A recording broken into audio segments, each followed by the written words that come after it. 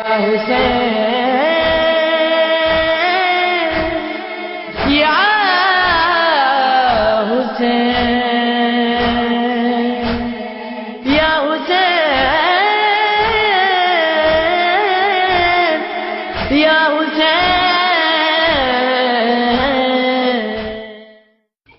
باللہ من الشیطان اللعین الرجیم بسم اللہ الرحمن الرحیم الحمد للہ وکفا وسلام علی عبادہ الذین اصطفی. درود بھیجیے محمد علیہ.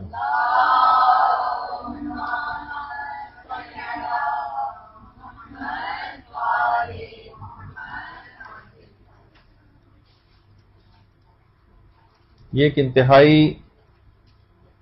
عجیب امر ہے کہ دنیا میں جتنے بھی مذاہب پائے جاتے ہیں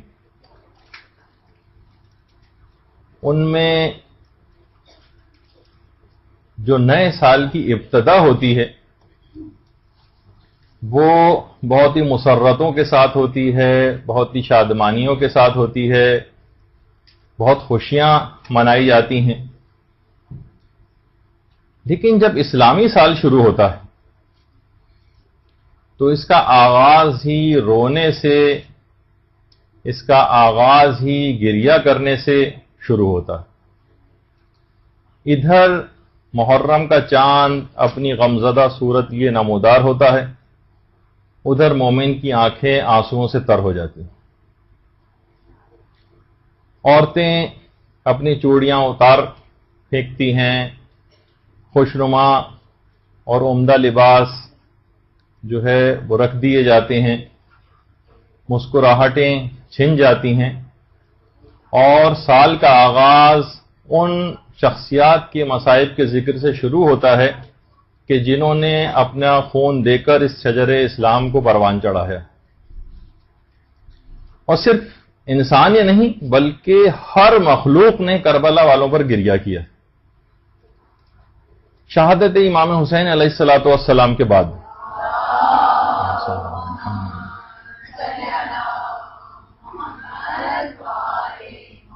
تمام ملائکہ نے اور تمام انبیاء نے، شہادت امام حسین کے بعد تمام ملائکہ نے اور تمام انبیاء نے پیغمبر اسلام اور امیر المومنین سے تعزیت کی تھی، جو کہ باقاعدہ زیارت ناہیہ کا جملہ بھی. اور ہمارے 8ویں امام علی رضا علیہ الصلوۃ والسلام فرماتے ہیں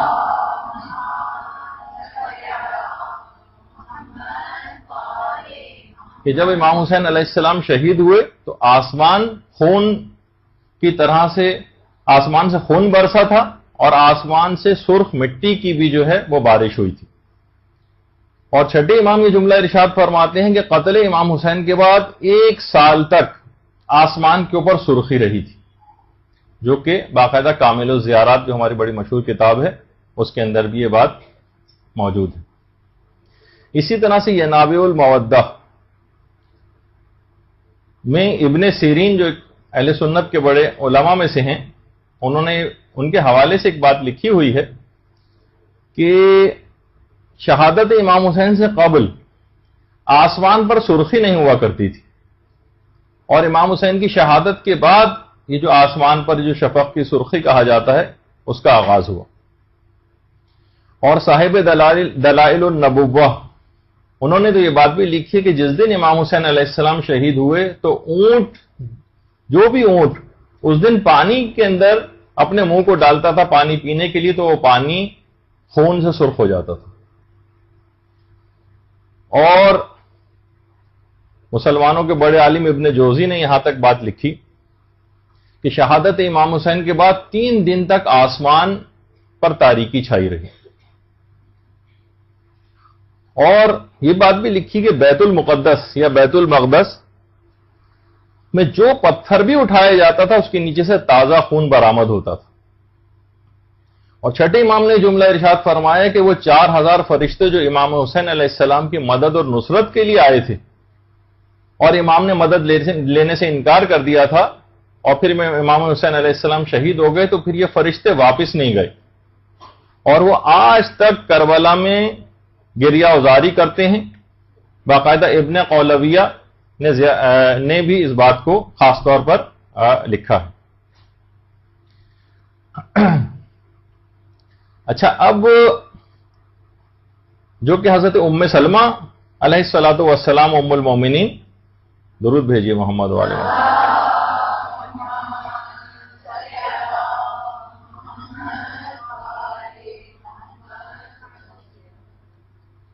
انہوں نے بھی جن عورتوں کے نوحے کا تذکرہ کیا، ہم کیا بات بتا رہے ہیں کہ دنیا کے ہر مخلوق نے امام حسین کی شہادت پر گریہ وزاری کی ہے اور عزاداری کی، اور امام حسین امام زمانہ علیہ السلام نے زیارت ناہیہ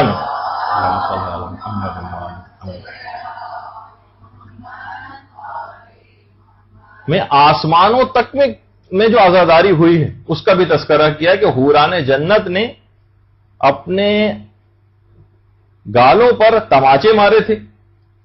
اور تمام آسمان والوں نے گریہ وزاری اور عزاداری کی تھی، جنت اور اس کے محافظین نے عزاداری اور گریہ وزاری کی تھی، پہاڑوں نے، سمندر کی مچھلیوں نے، بہشت و غلمان نے، خانہ کعبہ نے، مقام ابراہیم نے، مشعر الحرام نے، حرم بیت اللہ نے اور اس کے اطراف سب نے گریہ وزاری کی، اور جہنم تک نے گریہ کیا اور قاتلان امام حسین علیہ السلام پر لعنت کی، حتیٰ کہ جتنے چرند اور پرند ان میں جیسے کہا جاتا ہے کہ کبوتر، روز عاشورہ کبوتر نے قاتلان امام حسین پر لعنت کی، یہی وجہ ہے کہ چھٹے امام نے کبوتر کو گھروں میں پالنے کی بہت زیادہ تاکید کی۔ اور بہت سارے پرندے دیکھیے اس طرح کے ہیں کہ جو کہ عام طور پر لوگ ان کو کسی خاص وجہ سے، مثلا جیسے الو ہے، اس کو کہتے ہیں کہ بھئی یعنی حماقت کا ایک اس کو بنا دیا گیا، جبکہ دور دور سے اس کا واسطہ نہیں، اور شاید بہت سی روایات کی وجہ سے ایسا کیا گیا ہو، اس قسم کا کانسیپٹ بنایا گیا ہو۔ اور اسی طرح کوے کے متعلق بھی روایات میں یہاں تک ملتی ہے، چوتھے امام یہ جملہ ارشاد فرماتے ہیں کہ جب امام حسین علیہ السلام شہید ہو گئے تو کوے نے ان کی شہادت کے بعد ان کے خون سے اپنے آپ کو ان کا خون اپنے جسم پر ملا اور بہت گریہ کیا، اور اس کے بعد وہ کوا اڑتا ہوا مدینے گیا اور حضرت فاطمہ صغریٰ سلام اللہ علیہا کے گھر کی دیوار پر اللہم صلی علی محمد و آل محمد جا کر بیٹھ گیا، اور وہاں بیٹھا، اور جن کو دیکھ کر حضرت فاطمہ صغریٰ نے شدید گریہ کیا۔ ماں بعد کربلا، اس کے اندر پوری روایت اس سلسلے میں موجود ہے۔ اور پرندوں میں جو سب سے زیادہ دکھ ہوا ہے امام حسین کی شہادت کا، وہ روایتوں میں کہ سب سے زیادہ شدت کے ساتھ جو دکھ محسوس کیا جس پرندے نے، وہ الو ہے۔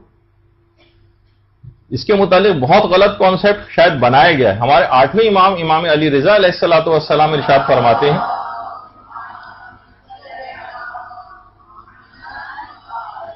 کہ رسول خدا کے زمانے میں یہ گھروں میں اور محلوں میں زمین کے اوپر رہا کرتا تھا، اور انسان جب کہیں کھانا کھاتے تھے بیٹھ کر تو یہ ان کے پاس آ کر بیٹھ جاتا تھا، وہ اس کو کچھ کھانا وغیرہ ڈال دیتے تھے اور یہ کھا کر پھر اڑ جاتا تھا۔ لیکن امام حسین کی شہادت کے بعد اس نے آبادیوں کو چھوڑ کر ویرانے کا رخ اختیار کیا، 8ویں امام فرماتے، اور پہاڑوں اور صحراؤں کا رخ کر لیا اور وہیں اپنا بسیرا بسا لیا اس نے، اور کہا کہ یہ انسان کتنی بدترین مخلوق ہے کہ جس نے فرزند زہرا کو شہید کر دیا، اب مجھے ان کے اوپر کوئی بھروسہ نہیں رہا۔ تو آبادیوں کو چھوڑ کر الو نے ویرانے کا رخ کیا، اور باقاعدہ کامل الزیارات میں ابن قولویہ نے اس روایت کو ذکر کیا ہے۔ اور چھٹے امام یہ جملہ بھی ارشاد فرماتے ہیں کہ الو پورے دن روزہ رکھتا ہے اور رات آنے کے بعد حکم خدا سے افطار کرتا ہے، اور رات سے لے کر صبح تک یہ امام حسین علیہ السلام پر نوحہ اور ماتم کرتا باقاعدہ۔ اسی طریقے سے بہت سارے حیوانات کا تذکرہ بھی محدث نوری نے کیا ہے، اور محدث نوری نے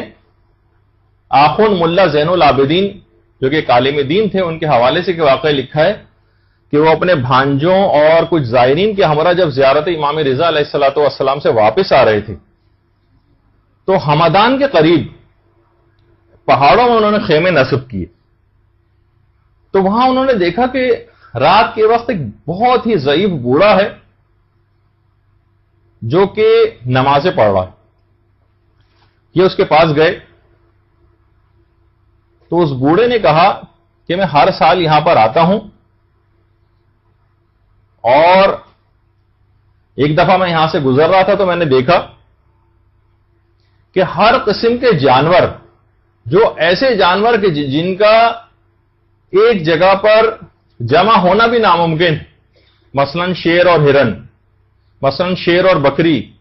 مثلا بھیڑیے، یہ تمام کے تمام ہر قسم کے جانور یہاں پر آ کر جمع ہیں۔ میں دور سے پہاڑ پہ بیٹھ کر جو ہے سارا منظر دیکھ رہا تھا کہ سارے جانور یہاں پر آ کر جمع ہوئے اور وہ ایک جگہ جمع ہو کر آسمان کی طرف رخ کر کر کے بڑے عجیب طریقے سے منہ سے آوازیں نکال رہے تھے، جیسے گریہ وزاری کر رہے۔ کہہ رہے ہیں کہ مجھے فوراً دماغ میں یاد آیا کہ آج تو شب عاشور ہے۔ بس یہ دماغ میں آنا تھا کہ میں نے اپنا ماما اتار کے پھینکا اور میں دوڑتا ہوا ان جانوروں کے پاس گیا۔ ان جانوروں جو دائرہ بنائے ہوئے تھے مجھے رستہ دیا، میں ان کے درمیان میں گیا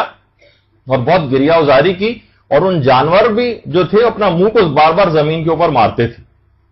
اور یہاں تک کہ صبح تک یہ سلسلہ چلا، اور اس کے بعد جانور پھر منتشر ہو گئے، متفرق ہو گئے،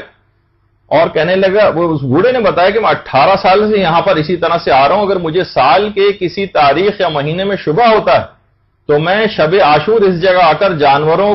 کی عزاداری کو دیکھ کر اب صحیح تاریخ کا تعین کر لیتا ہوں۔ تو صرف آپ ہی نہیں بلکہ پوری کائنات اس طرح سے گریہ وزاری کر رہی ہے، اور اس واقعے کو باقاعدہ جو ہے محدث نوری نے اپنی کتاب کے اندر نقل بھی کیا۔ اچھا، پوری کائنات میں اب دیکھیے کہ مکلف جو ہے فقط انسان ہے، صرف انسان۔ سوال یہ پیدا ہوتا ہے کہ اتنی عظیم قربانی امام حسین علیہ السلام نے کیوں دی؟ کیا فقط اس وجہ سے دی ہے کہ میں شہید ہو جاؤں اور اس کے بعد پھر لوگ جو ہیں مجھ پر گریہ وزاری کریں، میرا نام لیں؟ امام نے آخر اتنی زبردست قربانی کیوں پیش کی؟ پورے خانوادے کو اس طرح سے کیوں کٹوا دیا؟ یہ دماغ میں ایک سوال پیدا ہوتا۔ بہتر ہے کہ اس سوال کا جواب ہم امام حسین علیہ الصلوۃ والسلام ہی سے لے لیں۔ اللہم صلی اللہ علیہ وسلم۔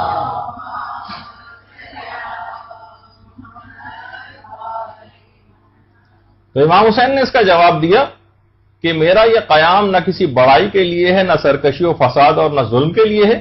میرے قیام کا مقصد فقط یہ ہے کہ اپنے جد پیغمبر اسلام اور ان کی امت کی، اپنے جد کی امت کی اصلاح کروں، اور میں چاہتا ہوں کہ امر بالمعروف اور نہی عن المنکر کروں، اور اپنے جد رسول اللہ اور اپنے والد علی ابن ابی طالب کی سیرت پر چلوں۔ یعنی یہ تمام کا تمام جو قربانیاں امام نے پیش کی ہیں، یہ صرف اور صرف امر بالمعروف اور نہی عن المنکر یا نہی عن المنکر کی اس کو پروان چڑھانے کے لیے، اپنے جد کی امت کی اصلاح کے لیے سب قربانیاں پیش کی۔ اور پھر اور کون سا ثبوت آپ کو چاہیے، جبکہ امام حسین نے خود ایک ثبوت آپ کے سامنے پیش کر دیا۔ اور دوسرا جو حوالہ ہے وہ زیارت اربعین کا ہے کہ امام نے خود فرمایا، چھٹے امام کے حوالے سے جو زیارت اربعین میں بھی ہے کہ وَبَذَلَ مَحْجَتَهُ فِيكَ لِيَسْتَنْقِذَ عِبَادَكَ مِنَ الْجِهَالَةِ وَحَيْرَةِ الضَّلَالَةِ۔ امام حسین نے اپنا خون اور اپنا جگر تیری راہ میں نثار کیا تاکہ تیرے بندوں کو جہالت و گمراہی کی حیرت و سرگردانی سے نجات دلا سکے۔ یعنی امام حسین کا دوسرا مقصد جو یہ پتہ چلا، جو خود زیارت اربعین کے اندر ہے، کہ لوگوں کو جہالت سے اور گمراہی سے نجات دلانا۔ کیا امام حسین علیہ السلام نے یہ بات خود نہیں کی کہ پروردگار جو ہم نے قیام کیا ہے یہ کسی اقتدار اور جاہ و حشم کے لیے نہیں کیا؟ یعنی جس طریقے سے عام بادشاہ وغیرہ جو ہے وہ اقتدار کو حاصل کرتے ہیں اور انقلابات لے کر آتے ہیں، اقتدار کو حاصل کر لیتے ہیں، اسی کے ذریعے اپنے پیٹ کی آگ کو بجھاتے ہیں اور مال و دولت وغیرہ جمع کرتے ہیں، اس کام کے لیے ہم نے نہیں کیا۔ پھر کس کام کے لیے کیا؟ امام فرماتے ہیں کہ تاکہ دین کے پرچم کو لوگوں کے لیے لہرائیں۔ یہ ہے عزاداری کا سب سے اہم ترین مقصد جو کہ ہونا چاہیے۔ ساتھ ہوتی ہے، بہت خوشیاں منائی جاتی ہیں، لیکن جب اسلامی سال شروع ہوتا ہے تو اس کا آغاز ہی رونے سے، اس کا آغاز ہی گریہ کرنے سے شروع ہوتا ہے۔ ادھر محرم کا چاند اپنی غمزدہ صورت یہ نمودار ہوتا ہے، ادھر مومن کی آنکھیں آنسوؤں سے تر ہو جاتی ہیں۔ عورتیں اپنی چوڑیاں اتار پھینکتی،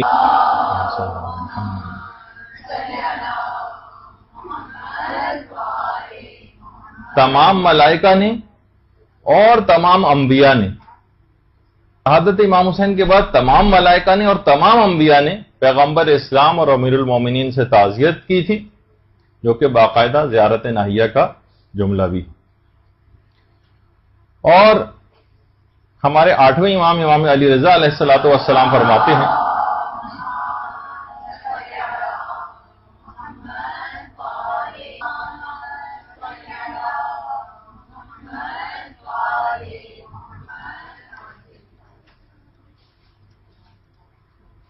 یہ ایک انتہائی عجیب امر ہے